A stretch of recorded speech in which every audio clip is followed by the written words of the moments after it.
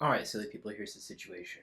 We have that a particle is scattering off of a potential given by this equation here, and we need to calculate the differential cross section of the scattering and also the integrated cross section. Um, so,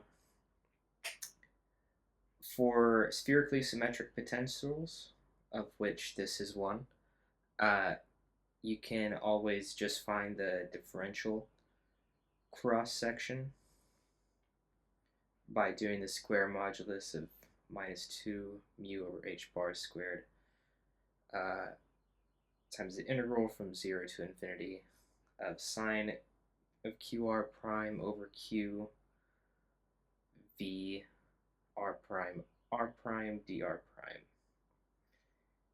Um, so we'll just plug our stuff into there and do that integral.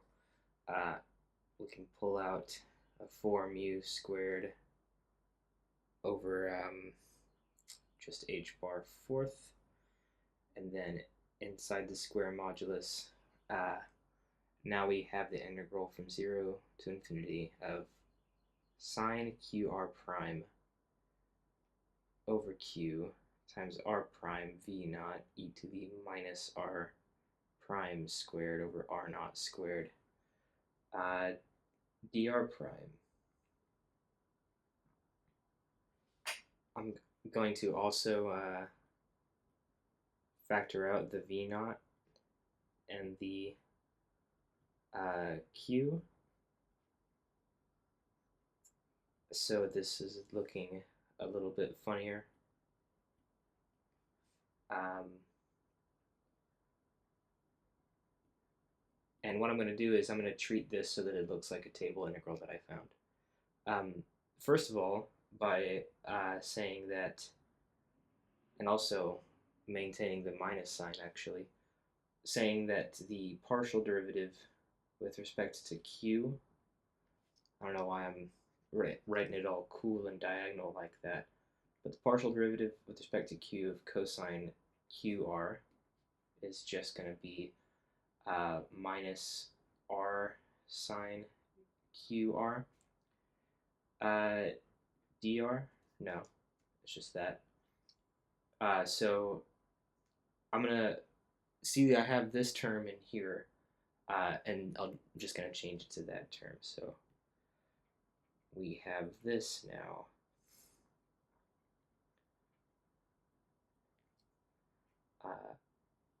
We have not a negative sign anymore, but in the integral, it's the partial derivative with respect to q of sine, nope, of cosine qr times e to the minus r prime squared over r squared dr prime.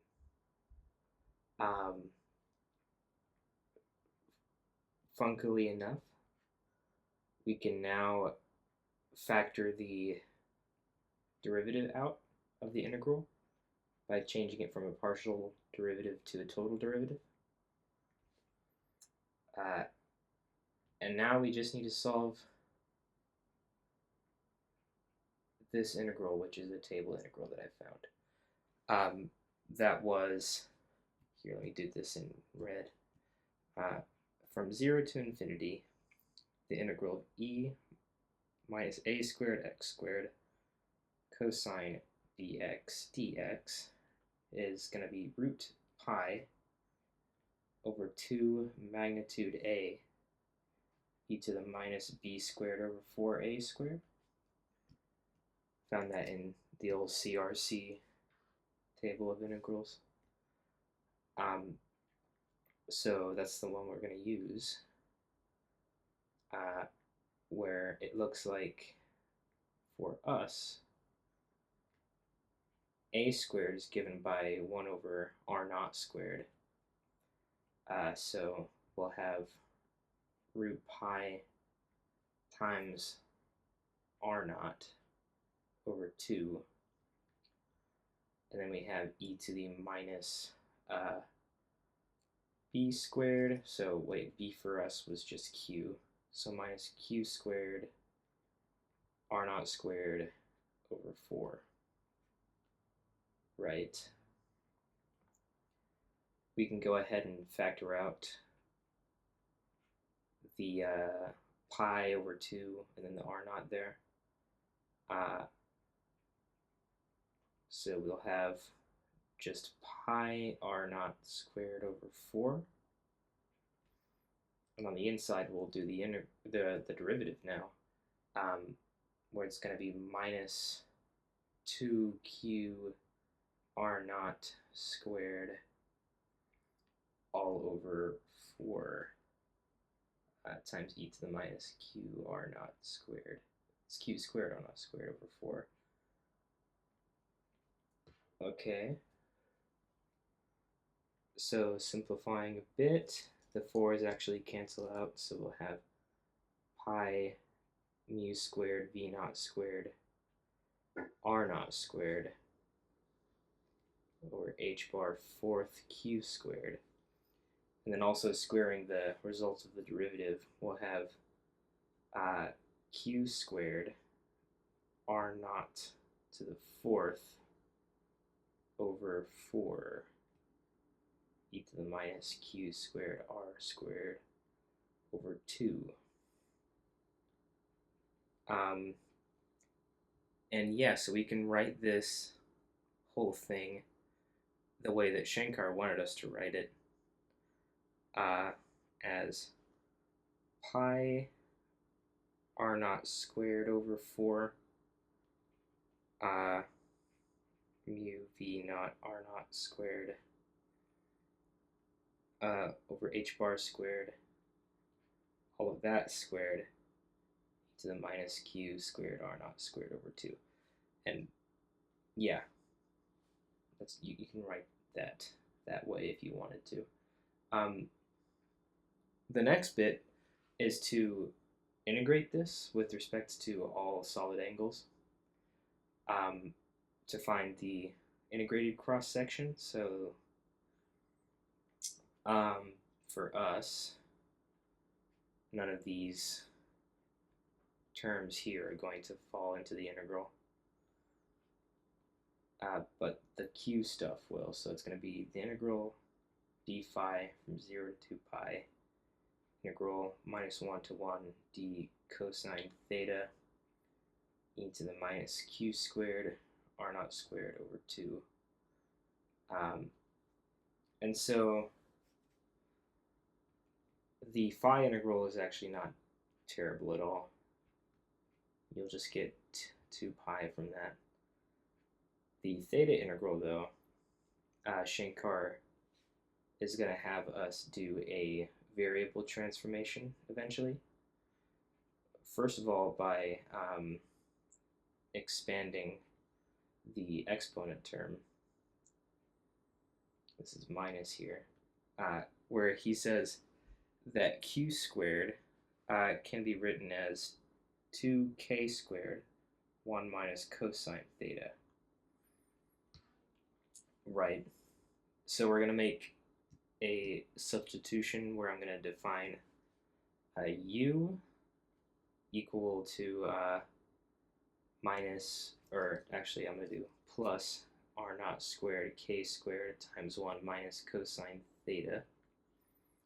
The derivative of which with respect to cosine theta is just r naught squared k squared, the minus sign. And then you can solve that and say that d cosine theta is going to be minus r naught squared, or nope, minus du over r naught squared k squared, and then make the appropriate substitutions in the integral above. So pi squared r naught squared over 2 now, times this junk,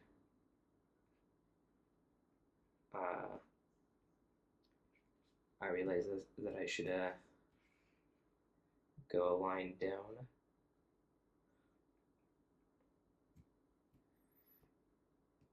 But yeah, you get a minus 1 over r naught squared k squared, and now the integral is looking like,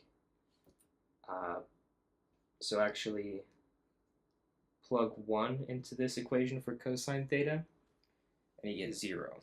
So the top bound is now 0. You plug minus 1 into here, and now the whole thing is 2 r naught squared k squared. And this is du e to the minus u. Okay. Continuing to simplify, we have a minus, we just have pi squared, no r squared there, and then over 2k squared. And then this is the same, and I should have squared it on the last line. Squared, and then that integral, easily enough, is minus e to the minus u, which we can evaluate at the bounds and get pi squared over 2k squared mu v naught r naught squared over h bar squared 1 minus e to the minus 2 r naught squared k squared. I think that's even what Shankar got. So we're all good there. Nice.